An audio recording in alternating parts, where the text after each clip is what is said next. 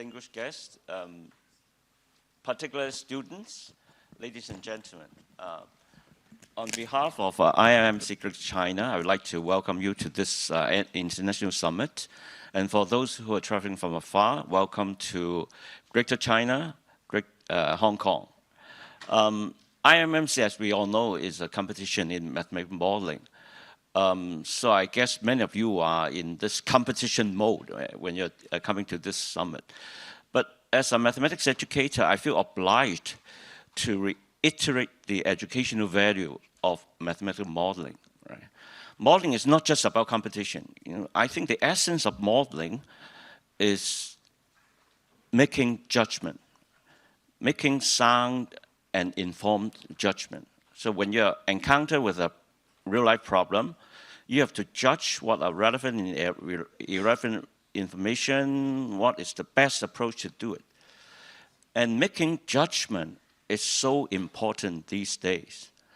In the era of AI, in the era of uncontrolled media, fake news everywhere, I think we really need this capacity of making judgment. Now, unfortunately, in many classrooms around the world, mathematics is taught as just following routine, drill, and practice. You don't even have to make judgment when you're doing mathematics. This is exactly the opposite of what mathematics is for. Mathematics is help us to be someone who is able to make informed and sound judgment. So I hope those of you who get prizes, I congratulate you, but don't forget this competition is just a process to help you to be a human being who is able to make this sound judgment. And for all of you, when you're studying mathematics, of course, routines are important. Of course, drill and practice are important. But more important, especially for this AI era, is this capability of making judgment. So I hope among the very fierce public examination pressure, among this fierce competition in mathematical modeling, you still derive from the process this experience of making judgment. So once again, I congratulate all the winners, welcome all of you to Hong Kong, and hope you have a great time. Thank you very much. Thank you so much, Professor Lam. Okay, welcome students from all over the world. Well, I want to thank the director, Christine of our Educational Bureau for your strong support, and also Alfred, Frederick, for great support to make this event happen. And this year, HKUST were very happy to be one of the co-hosts of this great event. Mathematics for a long time has been deemed by a general public to be theoretical and probably a little bit detached from practical life. But I think this event is very meaningful because it's a message that's not only to you guys, but also to parents, to the society, that mathematics is very, very useful. In fact, going from Fourier transformation that enable all the image processing in our computers to number theory that enable cryptography and all this security in our computer network. Mathematics is very, very important. So the meaning of this event is to really connect this pure and abstract mathematics for practical use. And I think through many of the very challenging problems to you, and you guys start to comprehend not only the beauty of mathematics, but also the practicability of mathematics. And moving forward, in our department called IEDA, Industrial Engineering and Decision Analytics, echoing what Frederick just said, that it's all about making decisions, but how can we make better decision or best decision? And mathematical modeling is extremely useful and it's actually essential. And last but not least, I want to quote from the great statistician George Box. And he once said that every model is wrong, but some are useful. So if you look at a lot of things that are happening in our business supply chain model, if you really want to say, hey, there's some inconsistency between what happens in practice and what happens in your model, there may be. But many of these models, for example, the regression model, which serves as the foundation of all machine learning, that has been proven to be extremely useful. So all models are wrong. Some are useful. And I hope the young kids here that you can use, you can invent, develop, analyze useful models for making greater decisions. Okay, so well, thank you very, very much and enjoy.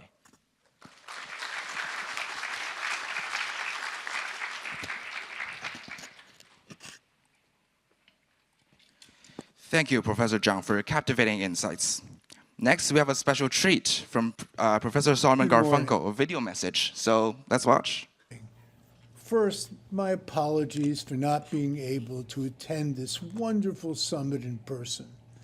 Believe me, the spirit is willing if the flesh is increasingly weak. But it is my honor to address you this morning, students, teachers, members of the organizing committee and the expert panel, and our honored guest, the Secretary of Education of Hong Kong SAR. And I want to formally thank the Education Bureau of Hong Kong SAR government, the Hong Kong University of Science and Technology, the University of Hong Kong, and the Chinese University of Hong Kong for their help and for their support. Now, let's remind ourselves of why we're here. We've had a wonderful start these last 10 years. We've grown our contest, even through COVID, into a fixture on the international education scene. And part of what we're going to do here at this meeting is to think about the best ways to grow more students, more countries, institutionalize IMMC, and to give ourselves a pat on the back. We did a good job. We should be proud of the work that we've done and commit ourselves to the future. But we've got to remember that this is only half the job.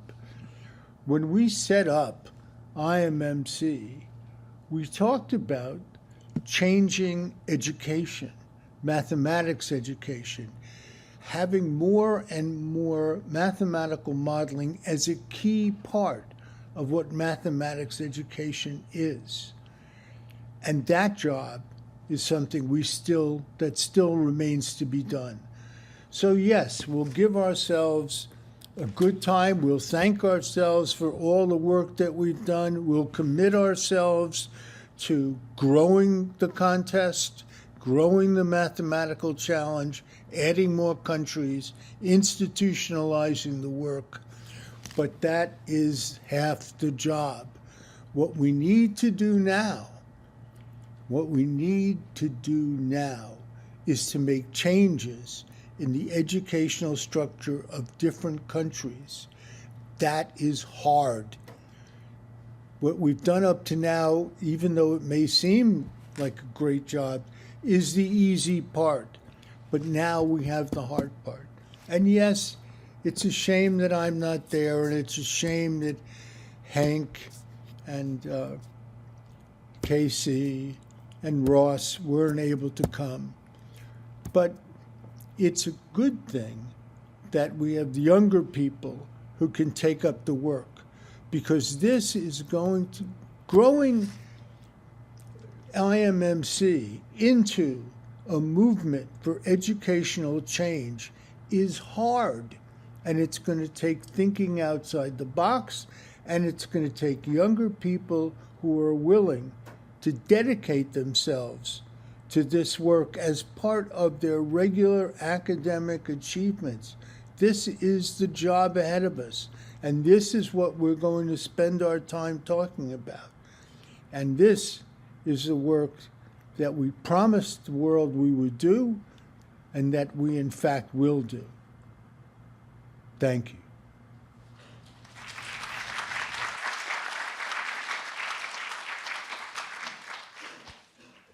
Thank you, Dr. Garfunkel. Now, we are truly privileged to be joined by most distinguished guests this afternoon. May I now invite our guest of honor, Dr. Choi Yuk-lin, JP, Secretary of Education of HKSAR, to deliver her speech.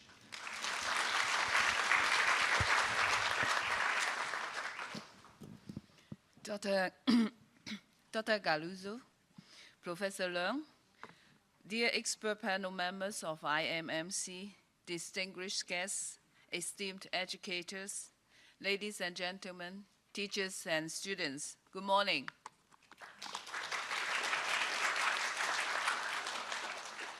It is my great pleasure to join you at the 11th International Mathematical Modeling Challenge International Summit cum Award Ceremony.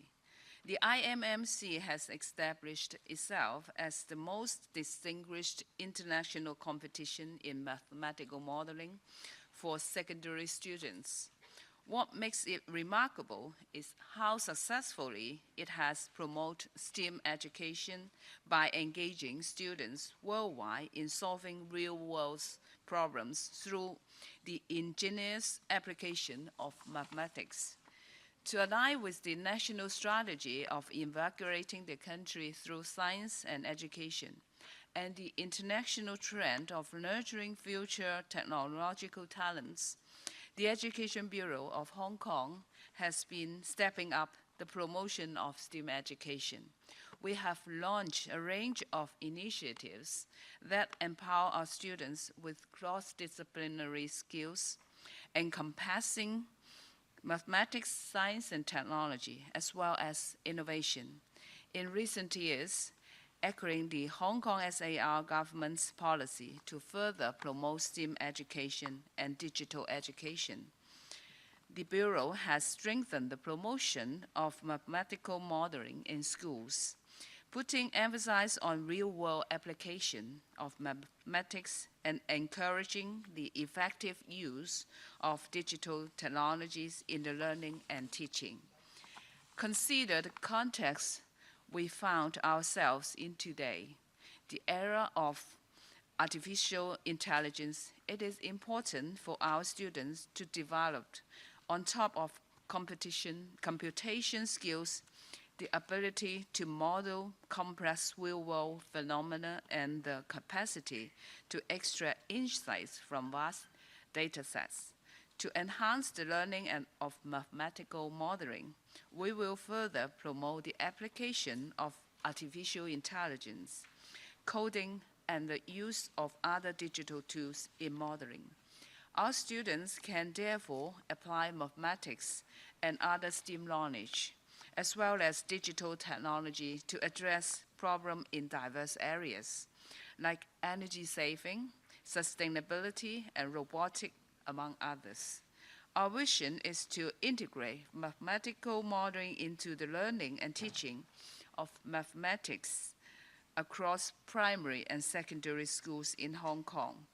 We are promoting a series of strategic measures, including training programs that enhance teachers' professional capacity and students' competitions that broaden their horizons.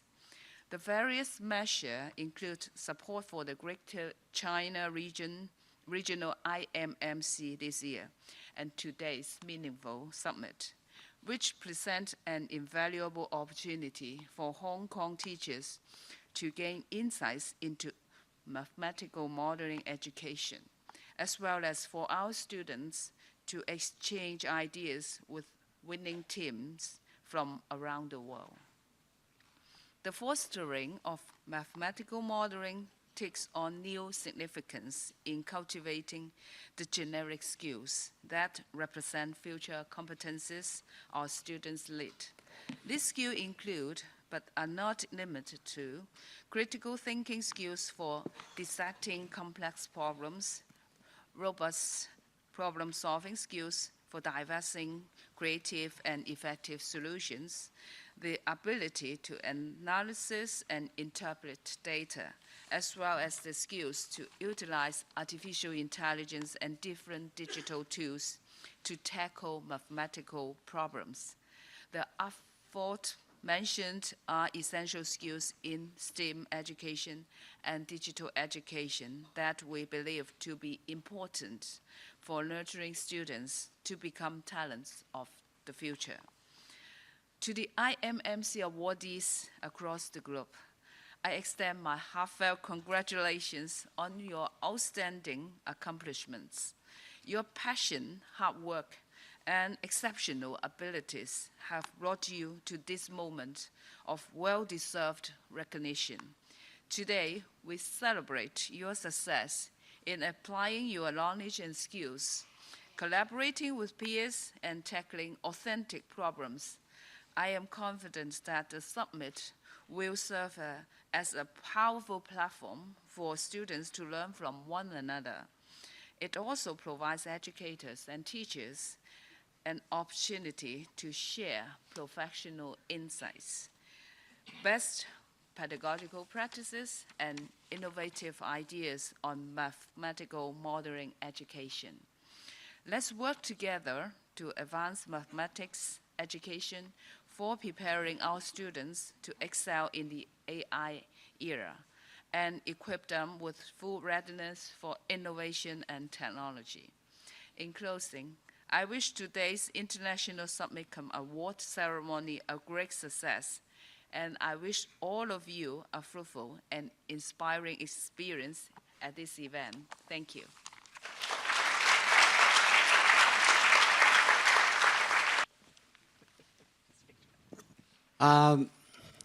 We have been anticipating this moment for a long time. On behalf of IMMC International Organizing Committee and expert panel, Yes. Benjamin Galuzzo from COMAP and I from New Union are delighted and proud to announce the outstanding award. Out of the top 10 teams of Meritorious globally, first, let me Yes, of course. read out the Meritorious list, and Benjamin will review the last two, okay? Yes, we have to keep them. You have to keep them in suspense, Okay. right? More suspense, Yeah. the better. Yes, the top 10 Meritorious of IMMC 2025 are Stephen Battery Secondary School from Poland,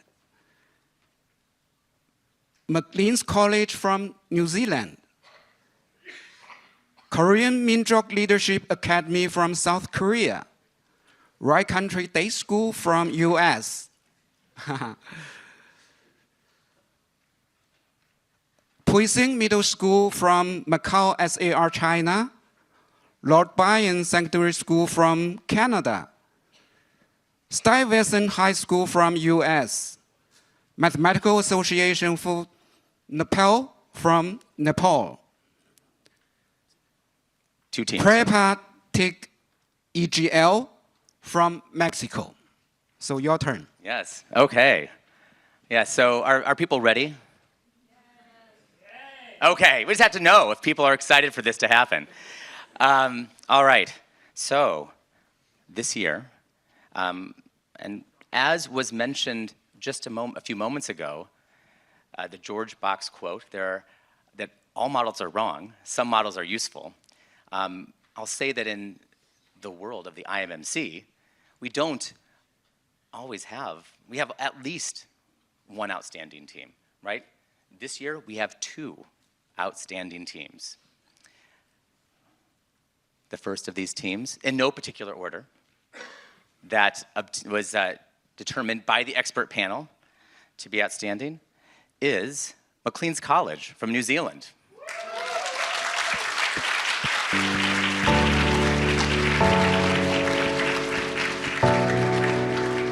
Welcome to Maclean's. Let's meet the team. Yes. Hello guys, I'm at the IMO right now. I'm almost at the IMO. Hello. Hi, I'm Jay Zhao, a student at Maclean's College in New Zealand. Obviously, I like maths and obviously I like solving problems, and so I had a lot of fun with this competition. I like mathematical modeling because it involves solving real-world problems that don't necessarily have a fixed formula or technique that you have to use on them, and there's a lot of logic and creativity needed to figure things out on your own and figuring like the best way to do something. For this problem, we had to organize a global sports league, and since obviously there's no one correct way to do this, we decided to strike a balance between competition, travel, environmental impacts, and fan engagement. I had a lot of fun during our 5 days of this competition, and it was really cool having an excuse to do research and learning new mathematics along the way. I'm looking forward to seeing everyone at the IMMC this year. Bye-bye. Hello everybody, my name is Alston, and I'm currently a Year 13 student studying at Maclean's College. I am absolutely honored to represent my school in the IMMC Summit in the upcoming weeks. We created a tournament where every nation gets a home game. We reduced the CO2 emissions by about 80% compared to traditional tournament formats. And we make sure that fans from every time zone can enjoy the sport. At Maclean's, problem solving and teamwork are part of who we are. We thought that this problem really brought us together with spreadsheets, codes, and solving puzzles late in the night. We are so proud to share our model with you, and we cannot wait to see how global sports will evolve in the future. See you guys soon. Hi, my name is Michael. I'm a Year 13 student studying at Maclean's College in New Zealand. This year's IMMC problem was challenging and required modeling for numerous aspects of the solution. Although it was difficult, I enjoyed it very much, and I'm very grateful to be a part of this team. Shout out to Mr. Faree and Maclean's College for supporting us, and shout out to the IMMC committee for creating such a fun problem and making this all possible. Hi, I'm Bruce Jong from Maclean's College in New Zealand. This problem was very interesting, and I loved using maths to tackle big, real-world challenges.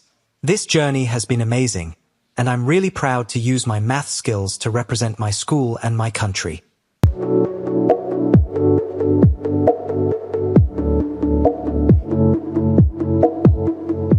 are real. Those are the glow bugs. I've seen them.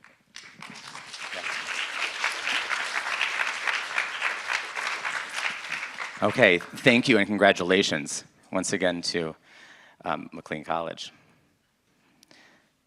All right, and now we have one other team that was identified as outstanding this year and obtained this ranking from the IMMC expert panel.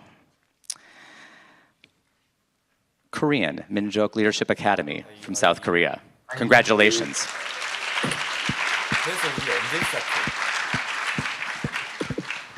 Congratulations. 잠깐만. 우리 지금 녹화하는 거야? 우리 근데 영어로 해야 되지 않나?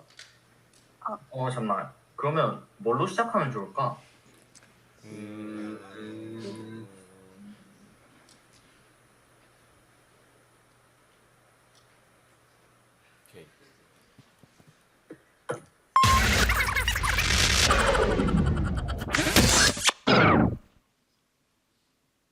Hello, we're the Korea representative team from the school Korean Minjok Leadership Academy.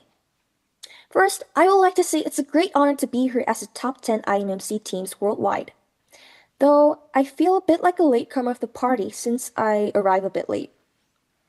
But still, I'm so looking forward to meet you all. Oh yeah, and I forgot to introduce myself. My name is Midsa Park, the team leader. Now, I'll start to tell you about how we built our mathematical model. Well, all of our team members were quite sleep-deprived during the 5-day journey, but ironically, I had to think of how to minimize the athletes' travel fatigue or jet lag. I worked mostly on the game scheduling part and also modeling a game time calculation considering the viewership fairness of both home and away teams. Hi, I'm Jaehyun Won. IMMC hasn't been easy given this was my first time trying mathematical modeling. That's why it's a great honor to be here at the IMMC 2025 Summit. During the competition, I worked on the core modeling process. I proposed using information entropy and helped refine the overall structure of our report. It was tough. We spent countless hours and sleepless nights polishing the report. But in the end, it was all worth it. Not just because of the results, but because I grew so much through the process. I learned how to think critically and apply mathematics to real-world problems in a meaningful way. Hi, I'm Jay Lee. I was in charge of the simulation process. Applying formulas we created to the simulation was not an easy process. It was frustrating to discover vulnerabilities in our model one by one during the simulation process. But with my excellent and clever teammates, I could persevere through the adversity and finally yielded the exact schedule that our team wanted so desperately.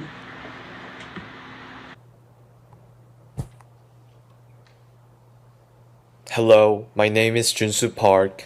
Well, I'm a bit nervous right now, but it's truly an honor to be in the global top 10.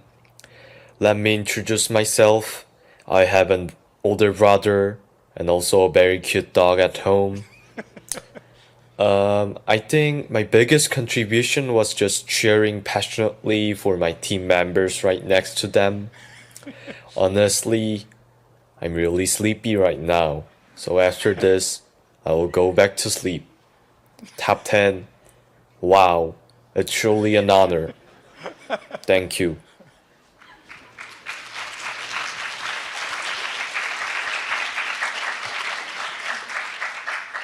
And let's just once again thank all of our top 2 teams and all of our 10 meritorious teams that are here. I want to highlight that there are videos from all the teams, the meritorious teams, and they will be shown tonight at our gala dinner, but they'll also be available online. And I really appreciate getting to hear from the teams and learn more about their personalities, because we know that plays a role in some of the ways you think about modeling, right? And those perspectives and attitudes. So once again, a great round of applause and congratulations to all our teams.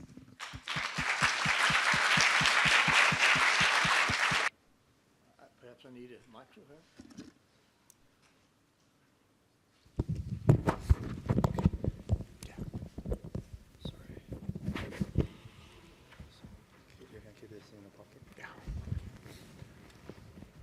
I am very happy and honored to be here with you and to see the fantastic enthusiasm that has driven all our international students participating in this event.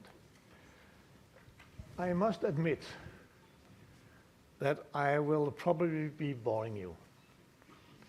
I will be boring you for different reasons. The first reason is that I'm going to talk about a serious subject. The second reason is that I am not an entertainer. I'm not in show business. I'm an academic, which means that the kinds of things that I'm going to tell you will probably have some kind of academic features to it. Thirdly, I am not, as you can hear, a native speaker of English. But that is also the case with most of you. So we share some experiences on that account. This is why I have chosen also to provide quite detailed texts for you to read, so that you are not forced to listen to me only. If some of you fall asleep during my presentation, I will not blame you. But if you do so, please try not to snore, because then I get nervous. So now let us move on to what is the substance of my talk for you today. So we are here to celebrate mathematical modeling. We are here to celebrate the abilities of young students of different nations to be able to do fantastic modeling achievements. So why have I chosen to speak about the fact that mathematical modeling is difficult? You may not have thought it was difficult along the road, or maybe you have from time to time, but actually it is difficult. And we have to recognize this as part of our endeavor to improve mathematical modeling in education. So now let me move on. So first the introduction. So we have a lot of research that shows that robust competencies in pure mathematics are, of course, very necessary for putting mathematics to use into extra mathematical situations. I use the term extra mathematical to indicate that these situations and contexts belong to worlds that are not entirely mathematical, or maybe even not mathematical at all. And in some cases, it will not be recognized in the world that mathematics is actually involved in these domains. However, even though it is the case that solid and robust knowledge of mathematics as such, and pure mathematics, is essential to the undertaking of mathematical modeling, it is far from sufficient. This is what research has told us on several occasions. It's not enough to be good at mathematics. There's much more to be needed. So this suggests that mathematical modeling is in fact challenging and difficult. So we have to look at what is this more? What is the more than mathematics that is needed for us to be able to undertake mathematical modeling? And why does this more generate challenges, in fact, difficulties? And how can we counteract these challenges and difficulties, in particular when it comes to learning and teaching of mathematics in schools and institutions? So these are the questions that will preoccupy us in this, at least me, in this talk. So I need to come up first with a little bit of terminology. So what is a model? A model is an entity, oftentimes a composite entity that represents, stands for something else.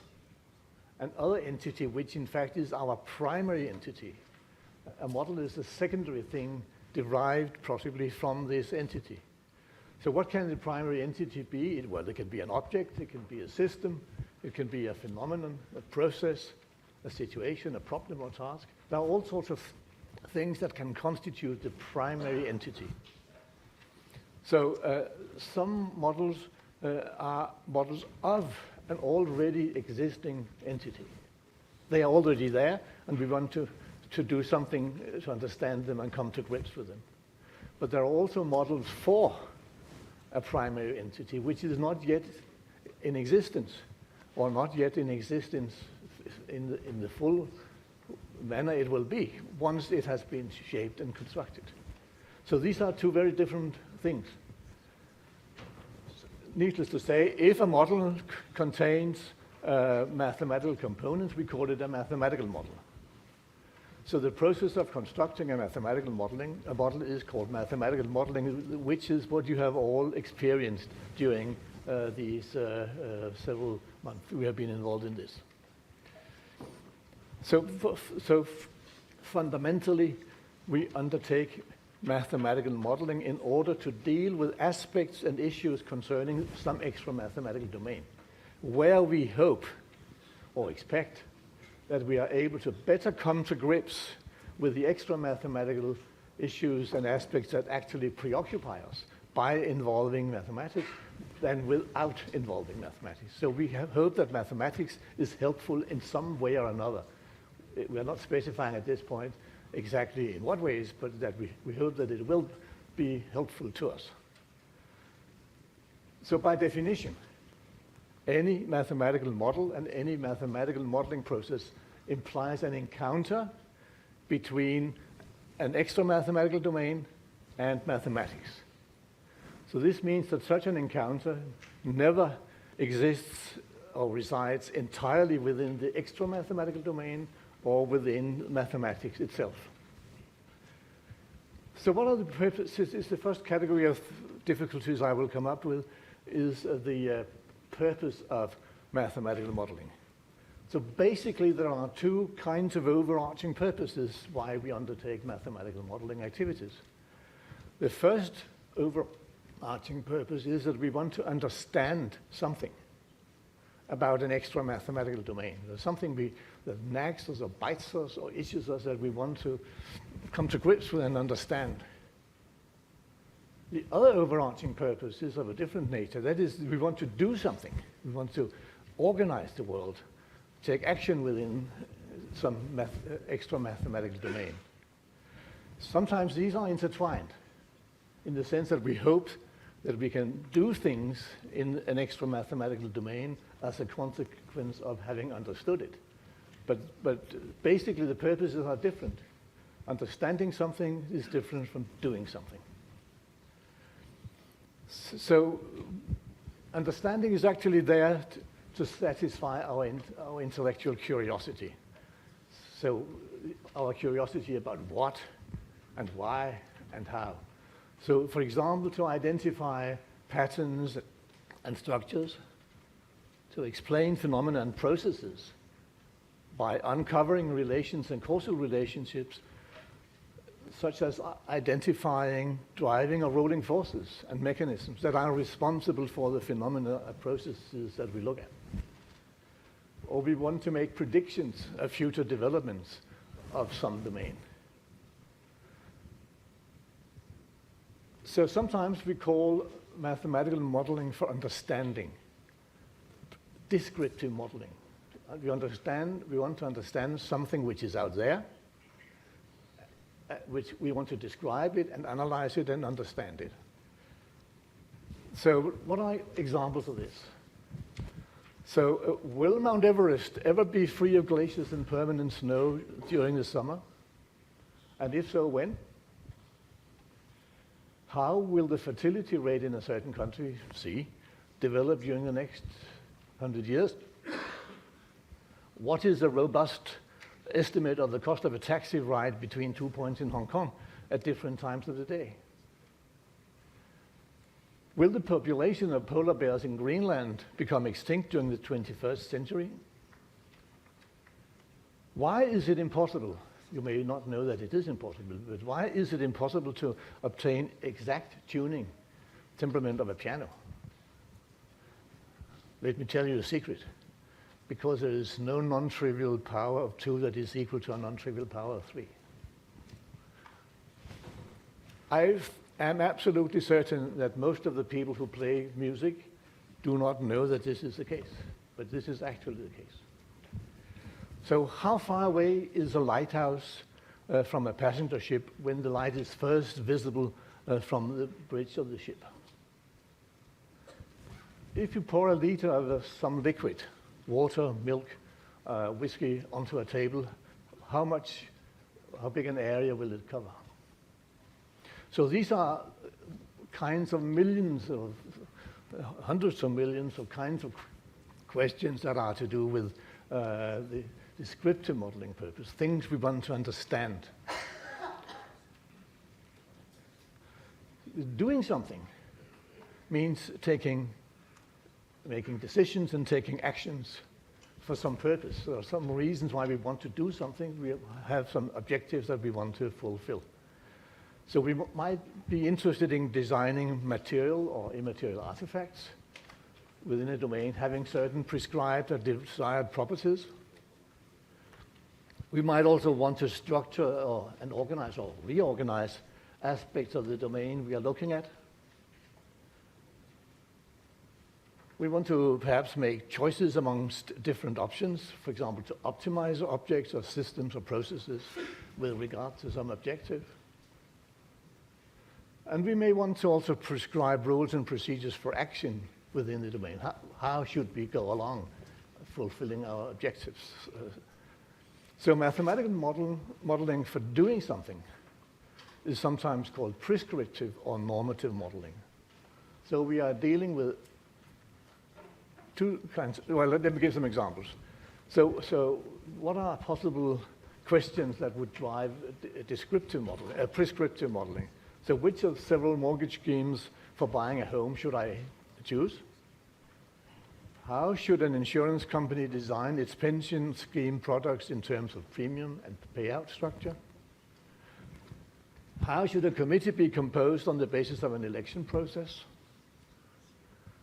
And what doses and at what times over D consecutive days should a strong painkiller be taken to keep the pain under control while minimizing the total consumption of the drug? How to decide when you go to the supermarket which of several possible checkout counters you should choose? What is a good measure of electrical energy consumption? So what are the dimensions of an open box with rectangular faces which maximize its volume? Millions and millions of similar questions. You have been looking at one. What would a good global sports league scheduling system look like? So this is an example of a prescriptive modeling enterprise. You want to be able to design a system that fulfills certain desires and objectives. So once again, descriptive modeling is meant to help us understand an existing part of the world. Prescriptive modeling is meant to shape, create, construct, structure, organize some part of the world. These are not things that are in opposition to one another. On the contrary, but the purposes are different. And this very same model can be involved as a result of descriptive modeling and prescriptive modeling. So, but what has this to do with modeling difficulty? Why would the purpose of modeling influence the modeling difficulty? Well, first of all, the concrete specification of the purpose frames and shapes the actual modeling process. What you do in your modeling process is determined in large part by what you want to achieve, and also by the decisions and choices you make along the road. Oftentimes, what seems initially to be a very reasonable and well-defined modeling purpose can actually be specified in a multitude of very different ways with very different consequences and very different kinds of outcomes. What looks easy may turn out to be less easy when it comes to the end of the day. So what exactly is it that we want to achieve by our modeling enterprise? If the specification of what we want to achieve is not clear enough, we are likely to see dead ends coming up, and we are also likely to see the modeling outcomes not to be satisfactory, because we did not really answer the questions we wanted to answer. We may also be faced with the issue, what kinds of answers do we want? Do we want qualitative outcomes without any quantitative component? Or do we want quantitative outcomes? And if we do want quantitative outcomes, what then is the desired accuracy of those outcomes? Are we happy with growth estimates, intervals? Do we want statistical significance? Do we want high precision? Or do we want absolute certainty? So these are different categories of things that will influence the modeling process. And concretizing the specific purpose for a given modeling enterprise well enough and aligning it with the modeling process is actually a major challenge. I bet that you, when you have been looking at your models for this competition, have been faced with lots of situations where you weren't really clear enough about the specification of the model you wanted to produce. What exactly did you want it to accomplish? So what kinds of questions did you want it to answer? So next comes another very important component in modeling difficulty. What is actually the nature and the characteristics of the extra mathematical domain we are looking at? So any modeling enterprise must involve and pay attention to lots of features and characteristics of the extra. Oh. Okay. The meeting has ended after 40 minutes, it says.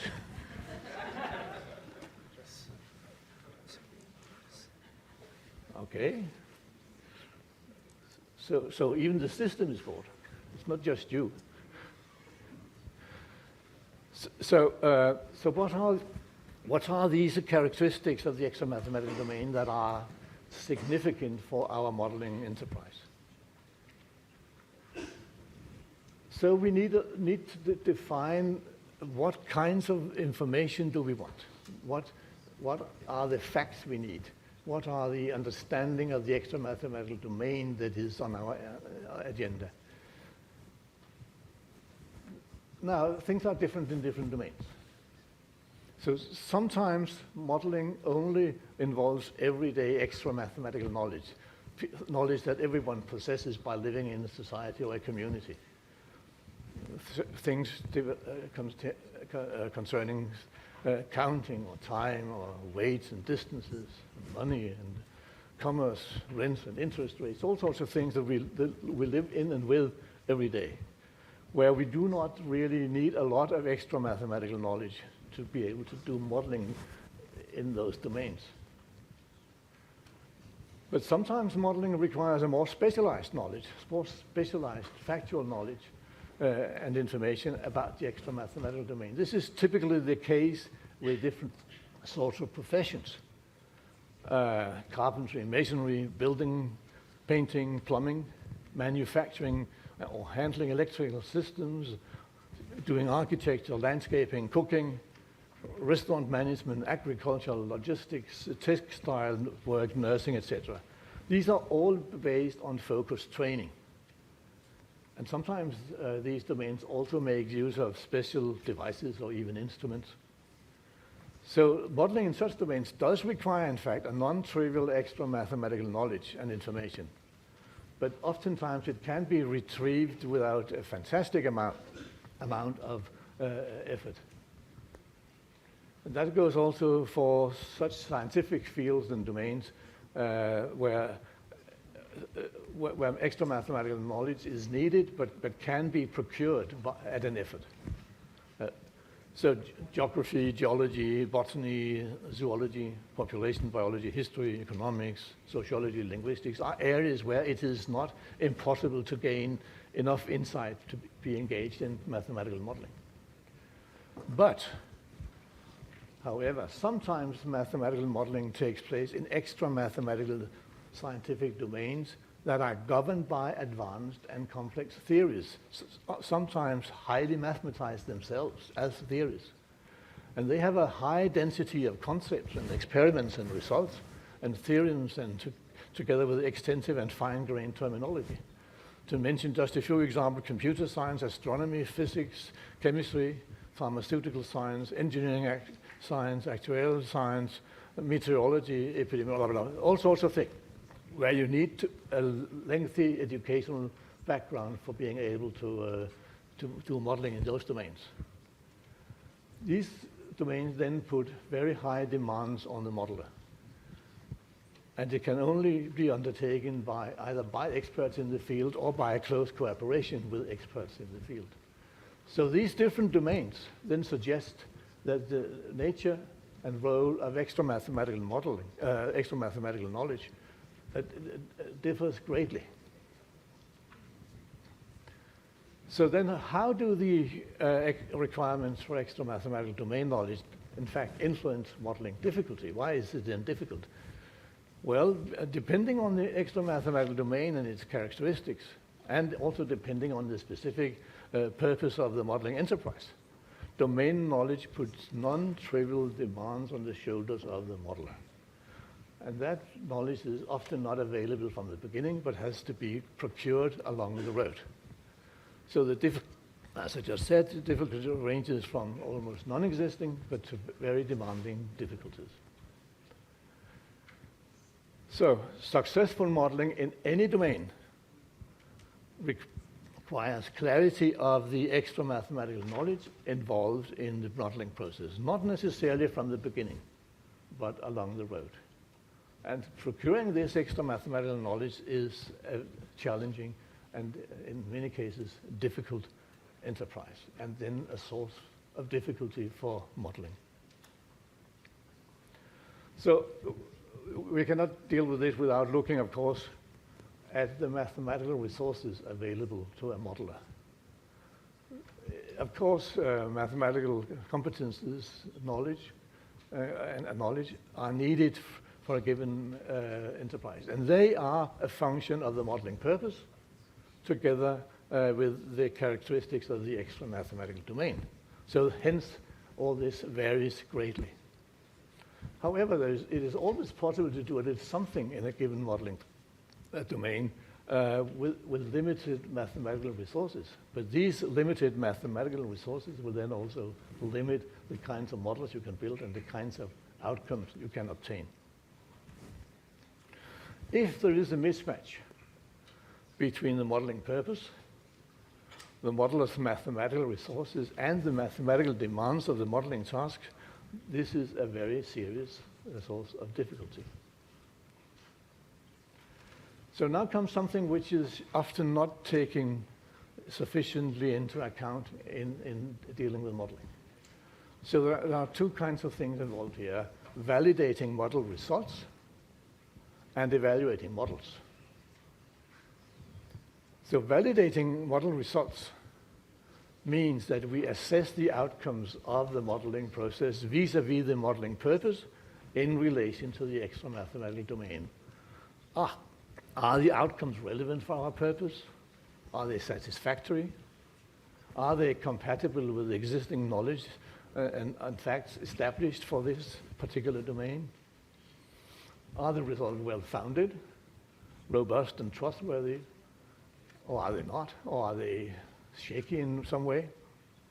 Are the results excessively sensitive to input parameters and variables, such that if either the input variables or the parameters differ slightly, we would get completely different kinds of results?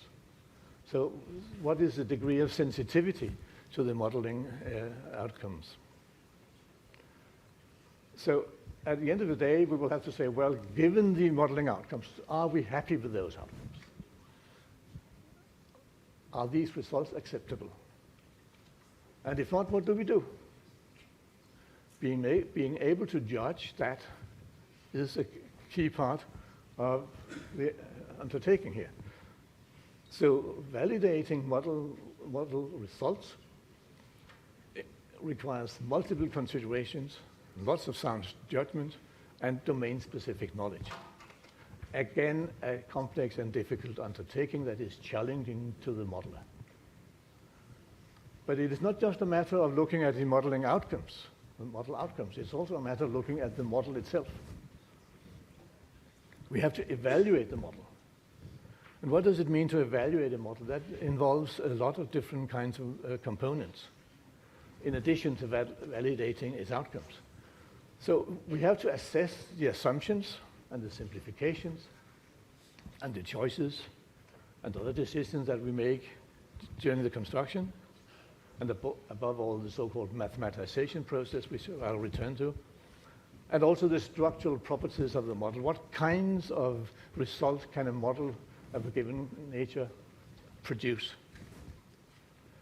We also have to assess the quality and accuracy of the data the model built on.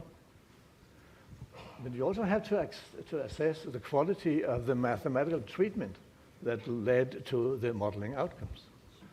So if the mathematical treatment is weak, the modeling outcomes and the model will be weak. Also, when it comes to translating the mathematical results back to the real world, requires judgment, sound judgment. So I would like to return to what Professor Lung said. Judgment is key to this enterprise. But there's also another issue here. So what is the range of applicability of a given model? Is it just a model made for one particular purpose and it cannot be used for other purposes? So is it a one-off model? Or does it allow for some kind of generalization?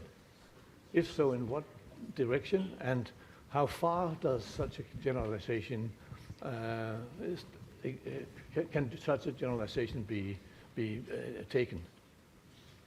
So, are there actually possibilities of improving the model on its own grounds? So, have you done a sloppy job in constructing the model? Could we have done better given what we put into it? But also, are there other models available that are better than the one we looked at? They are better because perhaps they are more versatile, or they're more sophisticated, or they have a broader range of applicability, so that they are members of a class of a more general nature. So far, when we have been focused on descriptive modeling, we are confronting a model and its outcomes with the extra mathematical reality being modeled.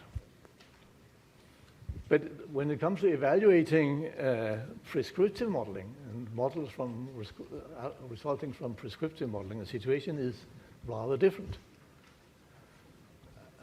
So the purpose of prescriptive modeling is to shape reality. That means that reality does not exist yet because we want the model to shape it. So therefore, it's not possible to consider confronting the model with reality just like that. So look at a lot of different sorts of models of this kind. Say, do you know the Gini coefficient? This is a coefficient that is suggested in 1912 by an Italian mathematician, statistician, to measure inequality in a society, economic inequality in a society, either in terms of income or in terms of fortune. So that model cannot be correct. It doesn't make sense to talk of it as being correct. It is a suggestion of how to measure income inequality. The same is true of the body mass index, which is used to specify obesity for different kinds of people. You cannot say that this is correct or incorrect. You can say, we can say this is a suggestion as to how to measure these things. So the pH value of a chemical solution, committee elections and mortgage schemes and all of that. You cannot decide whether they make sense or not by asking whether they are compatible with existing reality. So instead, we have to look at the outcomes of models resulting from prescriptive modeling to be assessed according to how appropriate and how useful they are for their purposes. As we heard earlier this morning, all models are wrong. Well, I claim that that's not the case, because there are models that can neither be wrong nor true, but they can be useful. And this is particularly the case with models resulting from prescriptive modeling activities. And when analyzing this, we have to look at the grounds on which the model was constructed. Does the model rest on deep conceptualization or on superficial considerations? And to what extent does it rely on or involve established theory? Another thing that has to be taken into account when looking at a model resulting from prescriptive modeling is that what are the consequences of using it? What are the consequences of measuring economic inequality in a society by using the Gini coefficient? But there are lots of different consequences that have to be assessed and judged as part of this endeavor. So evaluating a model is even more complex and demanding than validating model results, in particular if comparisons of different models are involved. So in summary, validating model results and evaluating models, which are crucial parts of the modeling enterprise, are very tricky and challenging. So the higher requirements for the assessment quality, the higher the difficulty facing the modeler is. So far we have been discussing what is happening in all sorts of models and modeling, irrespective of who does it. But models are actually being built by people. Well, we can come back to that. But in a large part, they are built by people. So what are the cognitive and metacognitive demands that are facing the modeler? There are lots of such demands. In particular, when it comes to the novice learner who is going to learn to model in schools or institutions. So the best way to look at these challenges is to look at the so-called modeling cycle, which some of you probably have seen many times. So on the left-hand side, we have a blurred, messy, amoeba-like thing that we can depict as the mathematical domain, the extra mathematical domain that we want to come to grips with. In order for us to be able to do anything serious about this, we have to specify the situation, we have to idealize things, we have to specify also the questions and focus on what are exactly the questions we want to see answered. Only then can we do what is called mathematization, translating the objects and relationships and the questions in the extra mathematical domain into objects, relationships, and questions in the mathematical domain we choose to make use of. And once we have mathematized our questions, we will use mathematical methods and procedures and results and theories to come up with the mathematical answers. These mathematical answers are not what we are after. We are after the translation back to the real world, the extra mathematical world, of these answers by demathematizing them into answers to our initial question. In all of these instances, there are challenges and difficulties luring in the background. I will also for the cognitive or metacognitive involvement of modelers. So I will focus on just one such challenge. I call it implemented anticipation.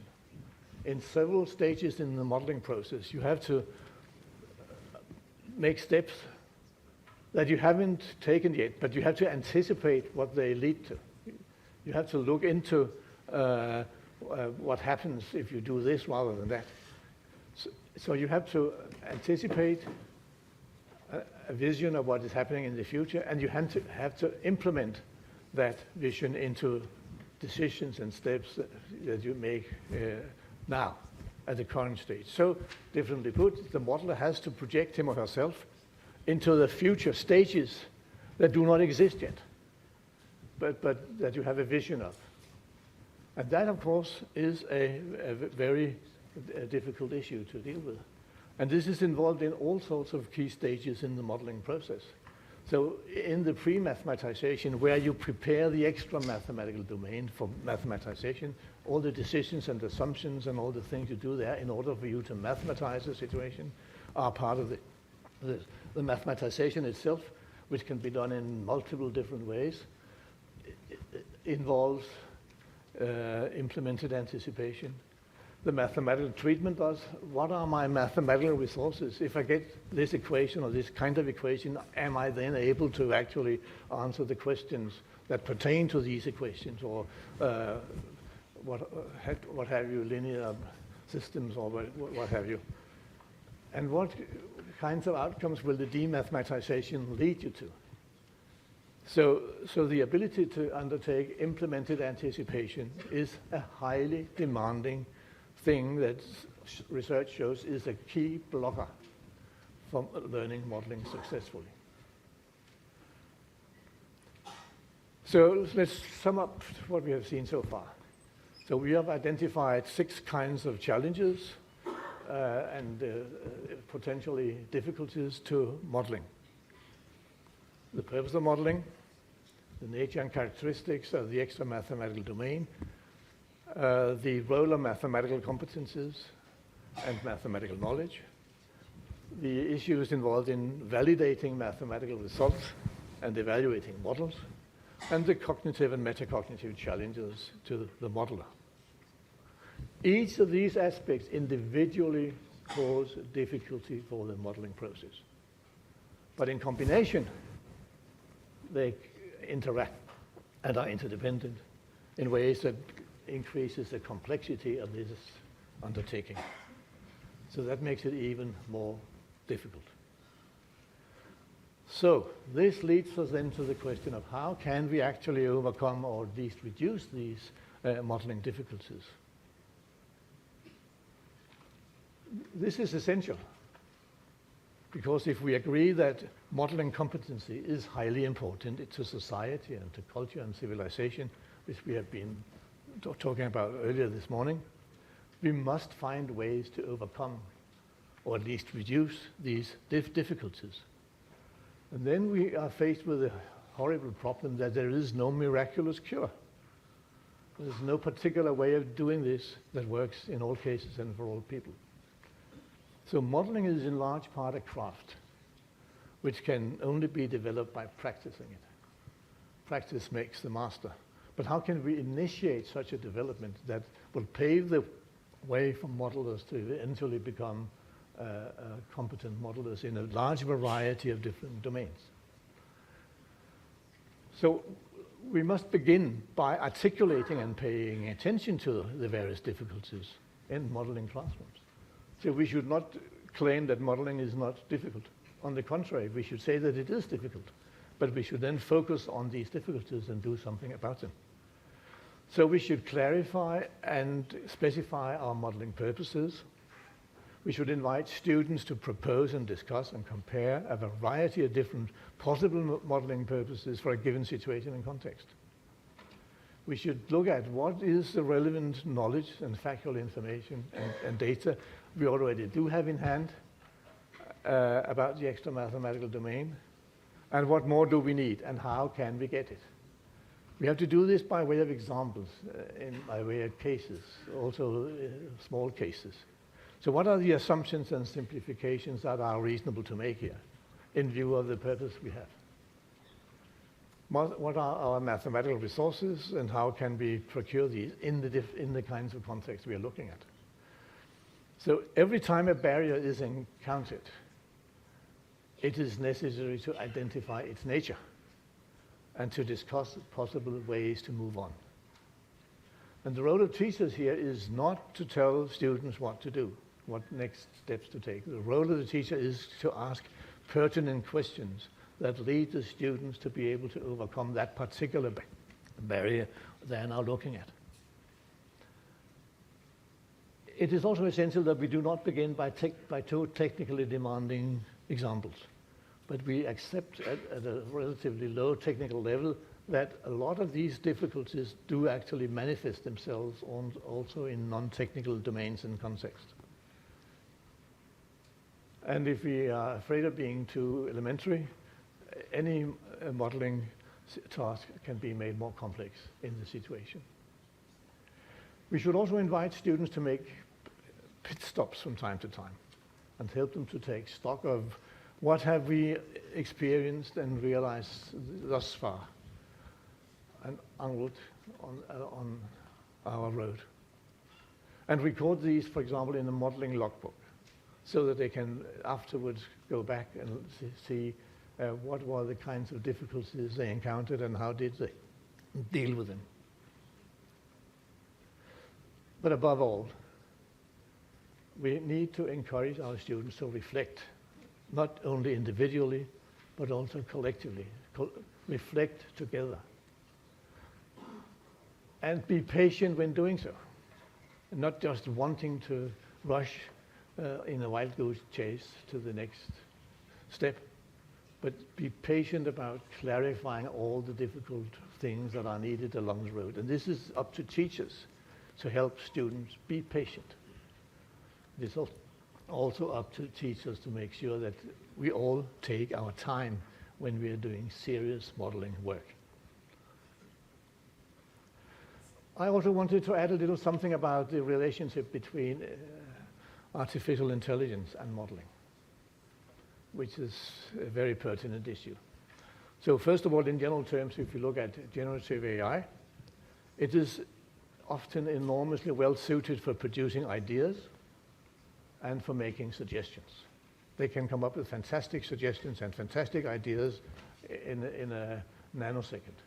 And we may not be able to understand how they can make these suggestions. But AI is a very poor judge of correct versus incorrect issues and of quality. So AI is not a trustworthy decision maker. AI-generated recommendations must be made by human. Assessment of AI-generated recommendations must be made by human beings. And the final decisions must be taken by human beings, irrespectively of the quality of the outcomes of the AI recommendations and ideas. So when it comes to modeling in particular, AI is able, we have seen that on a number of occasions, is able to come up with a lot of different models, sometimes very sophisticated ones in different contexts, and we don't really understand how they do this. But AI is unable to make trustworthy validation of model outcomes. But they may come up with interesting suggestions. AI is also unable to make trustworthy evaluation of models. But again, it may come up with interesting suggestions. It is unable to convincingly accept or discard a model, but it may make interesting suggestions. We need competent human beings to undertake these crucial tasks in modeling. So in summary, I know that some of you will probably disagree strongly with me on this, but I insist that this is essential. AI can be an enormously valuable servant, but it makes an impossible master. Thank you for your attention.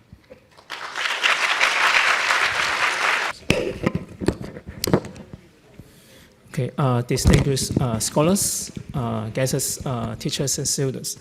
It is my honor to represent the Hong Kong government to report to you our recent work in promoting mathematical modeling in Hong Kong.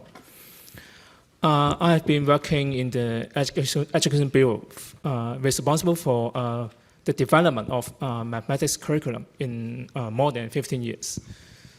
So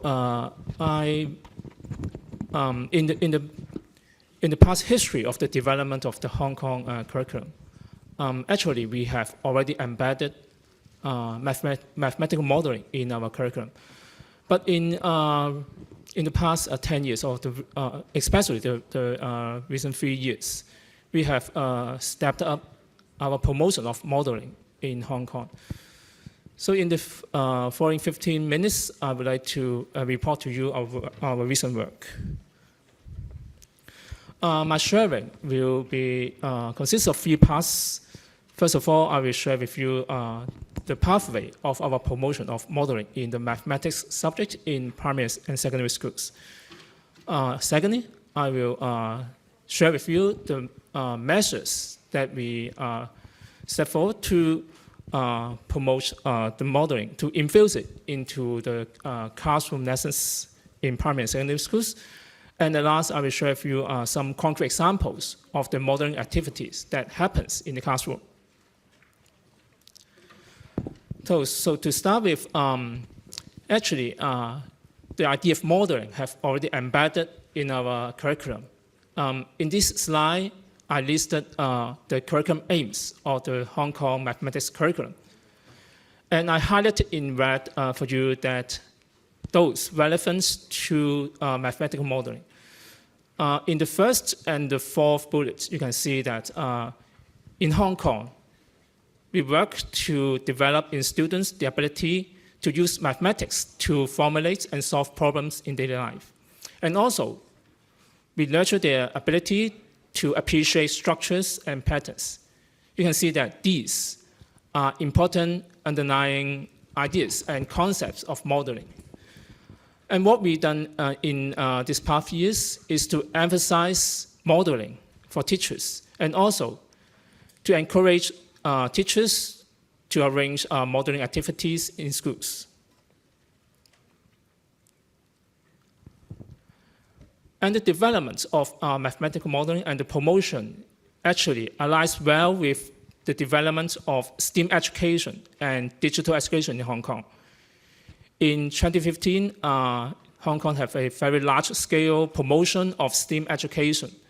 And at that time, we focus on integrating and applying knowledge and abilities of relevant STEAM subjects to solve real-world problems.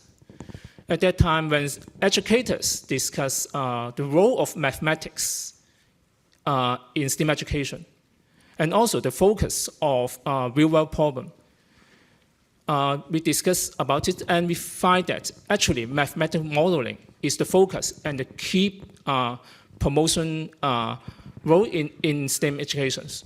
So in 2017, when we released our updated mathematics curriculum, we introduced a part called Inquiry and Investigation Activities that allows schools to have curriculum space and also lesson time to infuse modeling activities in their lesson. When it comes to 2023, that together with Hong Kong's policy of developing Hong Kong into an innovation and technology center, and also we also echo the China national policy to promote innovation and technology. So we step up the promotion of STEAM education in Hong Kong, and you can see that this is the image of our policy address in 2023. We take forward new measures to infuse modeling in primary and secondary mathematics. And those measures, I will introduce later, and those measures are still ongoing in this school year.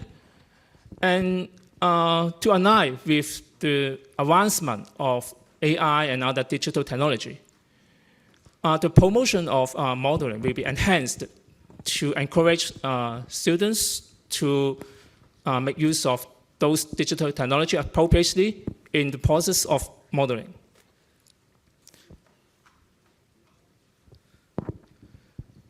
So before I introduce what measures that we actually take forward to promote modeling, let's look at the right-hand side of this slide. What we do is done by a tripartite collaboration among government officers, frontline school teachers, as well as university scholars. So it is really necessary to have such a collaboration so that we can promote modeling effectively in Hong Kong education. So the first thing we see is the importance of teacher education, teacher training. So we collaborate with universities to organize a series of teacher training programs, which includes lectures and workshops. So to equip our teachers with the necessary professional knowledge, such as what is really meant by modeling, and what is the modeling cycle, and how to design appropriate modeling activities for students. So the result of the training program is still ongoing, but we see that the result is very encouraging. Teachers really see the importance of modeling, and they during the workshops, they have decided some modeling activities. We see that teachers really understand what means by good modeling topics and how to choose some modeling contests that really inspire students' interest. And these training programs is mainly for secondary schools. As for primary schools, the promotion will be really challenging as it is quite new and novel to primary teachers, primary mathematics teachers about mathematical modeling. So we invited some more advanced schools, more ready schools to join our induction program. And we, government officers, as well as we invite, collaborate with tertiary scholars, and we go to the schools to join hands with them to develop modeling activities for students. As seen from the lesson trials, we find that students are really interested in those modeling activities, and teachers, although they find difficulties in designing the activities, but they also appreciate the effect. They appreciate how students are really engaged in those activities and how they improve in the modeling skills.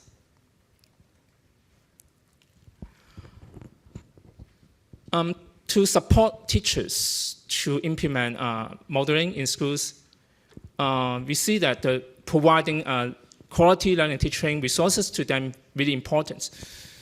So we as government, we will continue to provide more and more samples of modeling activities so that teachers can make reference to them to design their own modeling activities.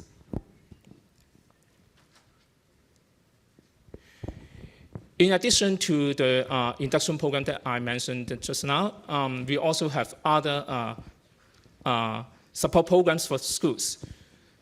We have some school-based supports that government officers will join hands with schools to develop the modeling activities for them. From schools' response, we see that they very welcome our support, and they see modeling really important and effective to nurture students to become to acquire the abilities that we really need for the future development of innovation technology. And besides learning and teaching of mathematics, we see that student activities are also very important to nurture their interests, and also we find that some students are really talented in mathematics, and we want to unleash all their potential through mathematical modeling competitions. So we organize a series of student workshops on modeling, and also we organize local mathematical modeling competitions. We support some international modeling competitions, and also we join hands with Shanghai to organize some cross-regional modeling competitions. All these are aimed at to enhance students' interests and also unleash their potential in mathematics. And as observed from the results of all the above-mentioned measures, we find that students are really welcome modeling activities. They see the importance of it, and they find them interesting, and they know that modeling activities will help them to enhance the ability to apply mathematics, not just in doing exercise, not just tackling exam problems, but really can help solve the problems in the real world.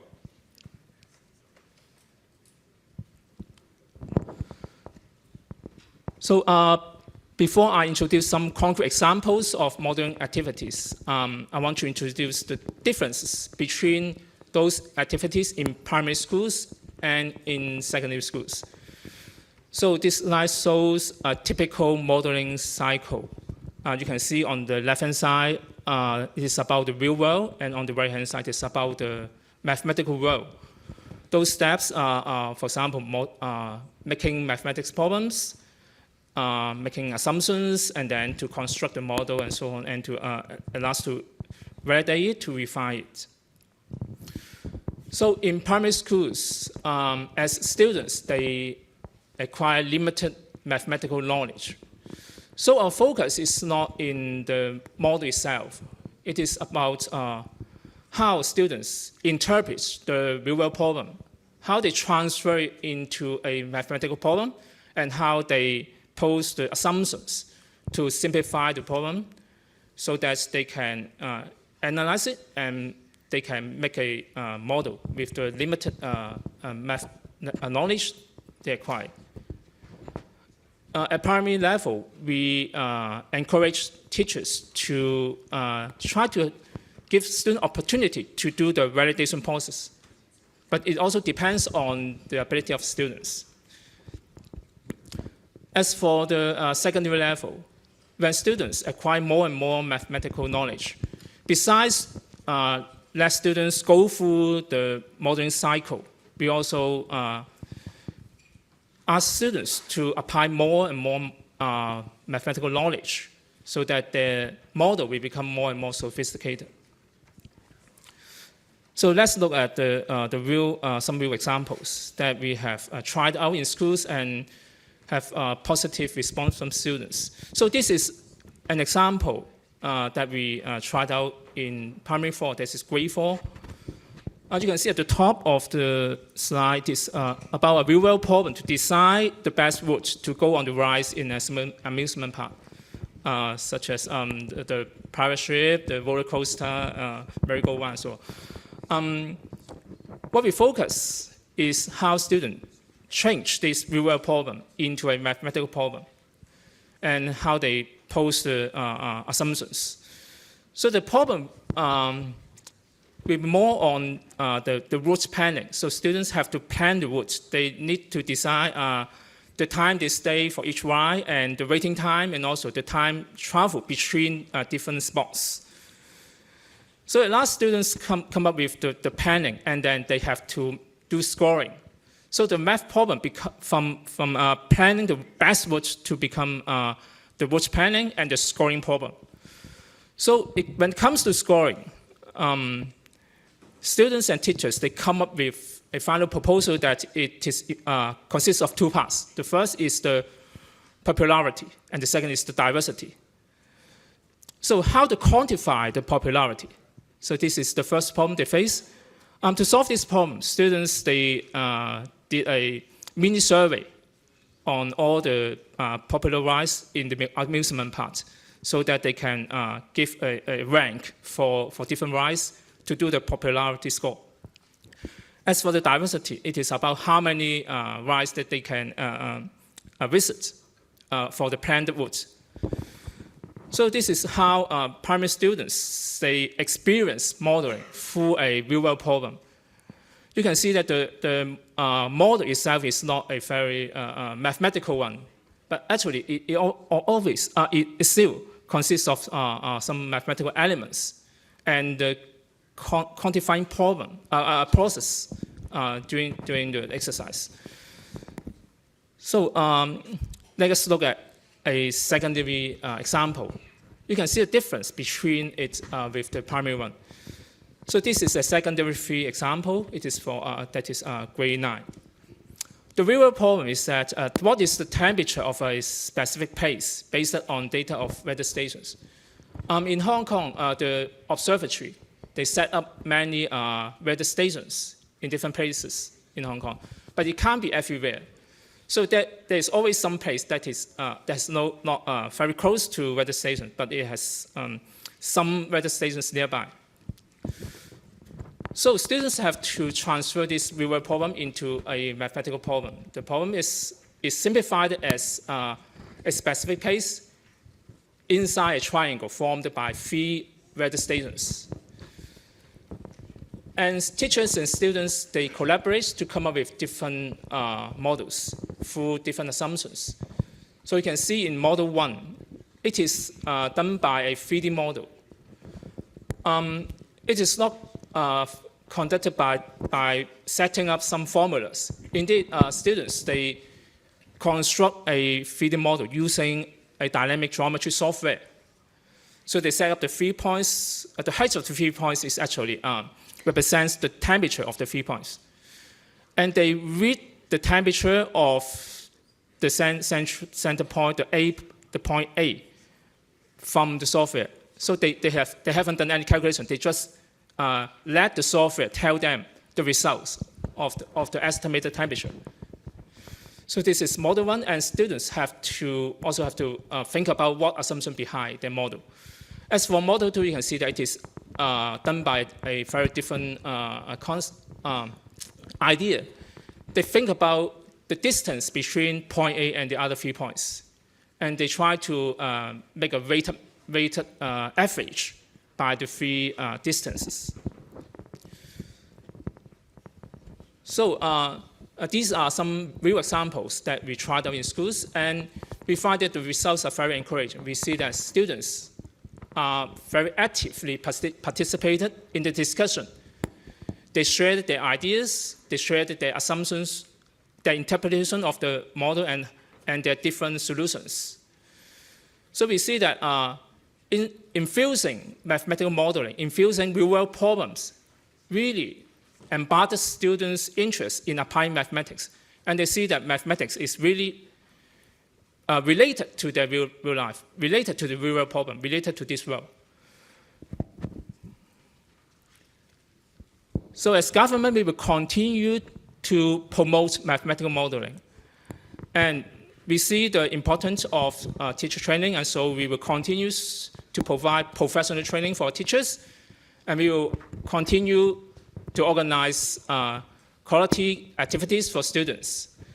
And along with the promotion of digital education, along with the advancement of AI and other digital technology, we will try to enhance modeling and let students to appropriately apply those technologies, such as the graphing software, statistical software, dynamic geometry software, coding, and AI. So we hope that students can equip with the future competence that they need, so that when they graduate from the school, when they develop and excel themselves in the future world, they find that modeling really helps them a lot. So let's join hands to promote mathematical modeling. So that's all for my presentation. Thank you.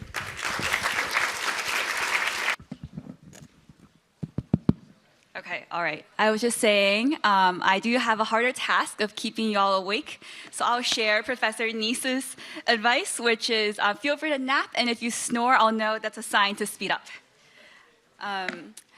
This is a really remarkable occasion, and it's a true honor for me to stand before you all today at the International Math Modeling Competition Awards Ceremony. Let's give another round of applause to all the participants.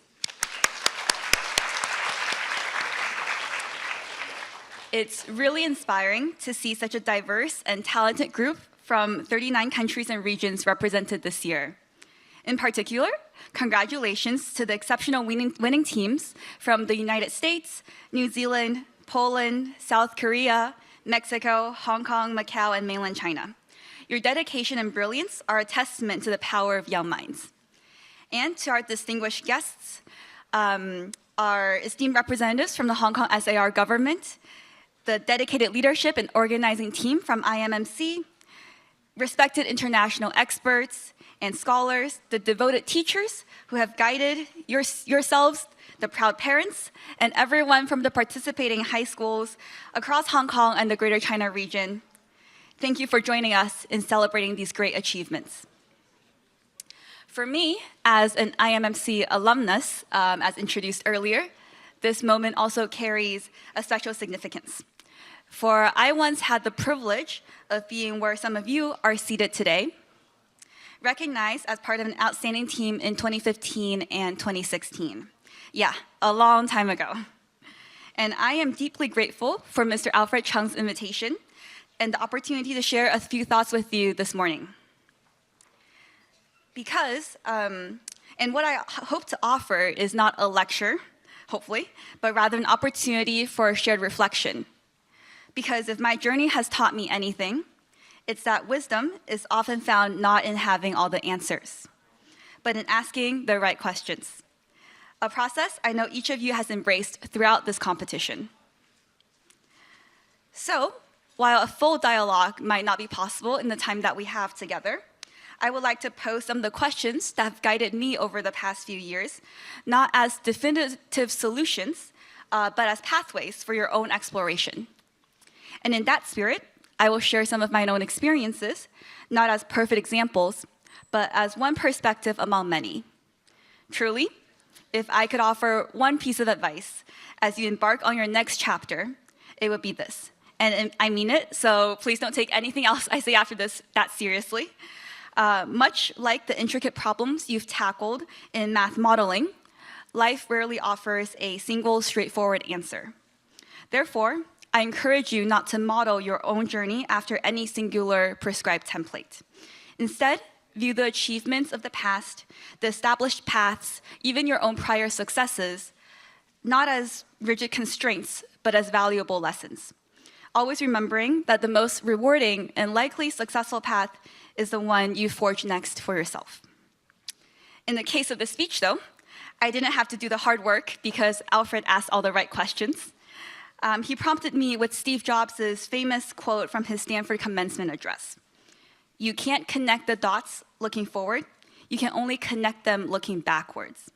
So you have to trust that the dots will somehow connect in your future. In my particular case, looking backwards, I want to share 3 dots with you. The stratospheric dot, way, way up high. The tropospheric dot, yes, I looked that word up to make this speech, which is somewhere in the middle, and the grounded dot. In short, how I jumped off a plane of lofty idealism and ambition and landed on something like farms and warehouses and supermarket shelves. First, the view and question from 10,000 feet above. In high school, I went to high school in California. I had only abstract ideas about the future.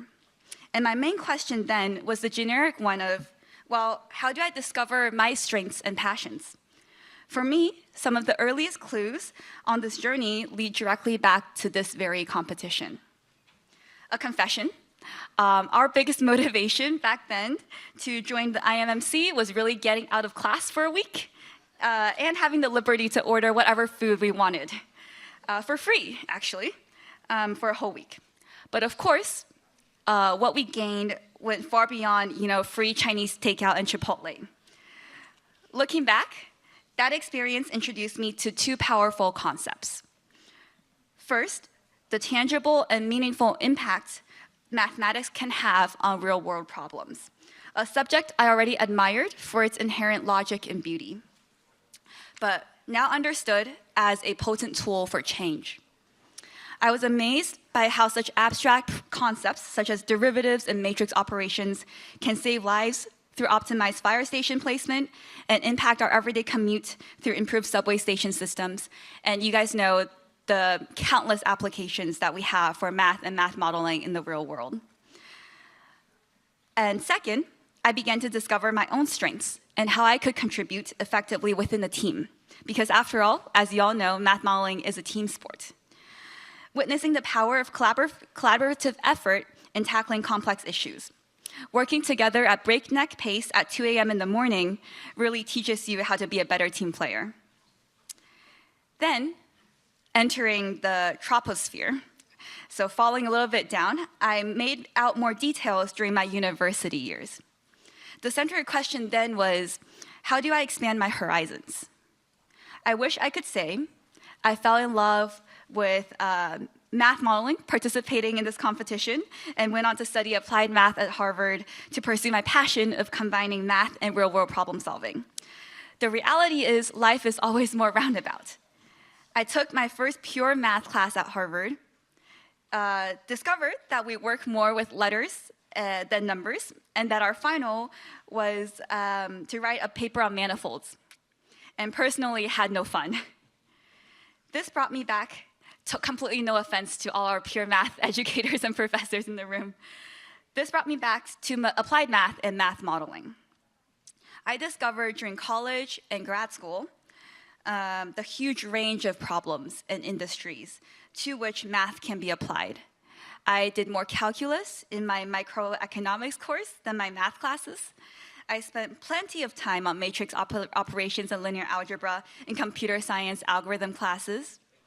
I read classmates' papers exploring the use of math in quantitative history research and the intersection of math, physics, and music.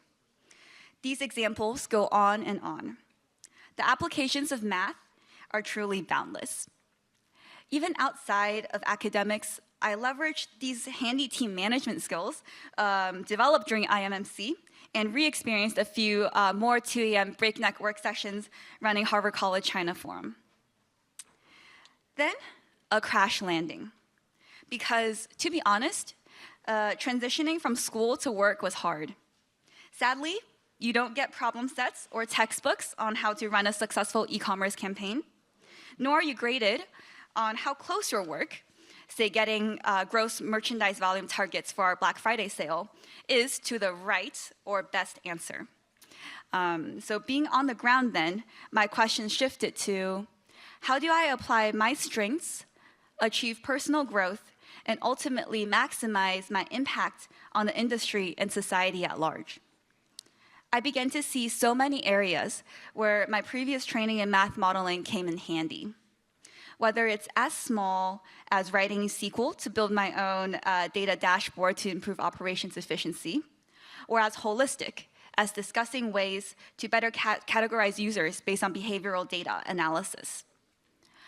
But even more importantly, this is when I first realized that the most valuable gift I received from math modeling was the ability to abstract any real-world problem into modelable sections and work through them piece by piece. Now, full disclaimer, this obviously does not mean that I can now solve all of the world's problems, but rather that I have a reliable toolkit or framework of thinking for tackling anything that might come my way. And now you're all equipped with that through your math modeling experiences as well. I was ready to apply myself to a particular industry and fell in love with grocery retail. Yes, selling carrots and apples can be fun and fulfilling. In my current role at Walmart supermarkets, math modeling and its principles work behind the scenes every single day, actually. So think about your local grocery store. Have you ever considered how they consistently manage to have your favorite items in stock? This is often the result of a sophisticated process called automatic replenishment. Our teams develop mathematical models and algorithms that analyze historical sales data, taking into account factors like seasonality, local weather, promotional activities, etc., to forecast future demand for every product in every store.